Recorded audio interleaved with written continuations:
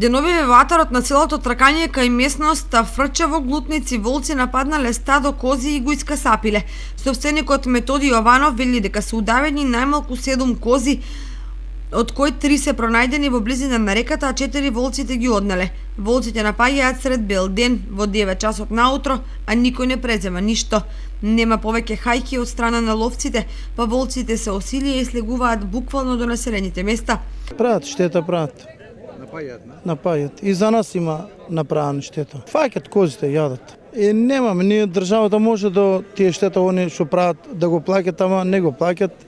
Ние сам ако може да чуваме, ако не, штетата за нас. Онако може да штета сето ќе штета, ама има то 5-10 тука права штета за нас. Они паѓат, ама не сум слушал многу големо штета оти имат, ама имам слушано. Ништо мој брат има 18 овси изедено. И многу има чакали буци. Напаѓат, на се напаѓат. И кучијанте ги јадат, загарите ги јадат дори. Опасно е што може да нападнат и луѓе, велат сточарите.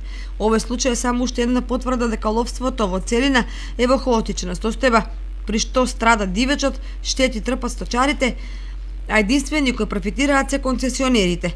Тие што ги добија ловиштата за посмешни 500 евра годишно, некои помалку, ниту се грижат за бројноста на полезниот дивеч, ниту за отстрел на штетниот дивеч, а за прехранување и планско стопанисување не станува збор. Таквата ситуација доведе до речиси истребување на дивиот зајак. Полската рибица сериозно е загрозена. За сметка на нив се зголемува бројноста кај штетниот дивеч, како лисицата и волкот. Особено алармантна е ситуацијата со волците кои хараат и во планинските и во полските терени. Ако среда лето и бел ден ги напаѓаат стадата, може да се претпостави колку ќе се крволочни во зима, кога изворите за храна се намалуваат.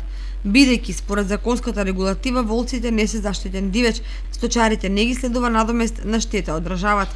Инаку, порано за отстрел на волк или лисица, државата издвојуваше одреден надомест за ловците и ги мотивираше да го уништат штетниот дивеч.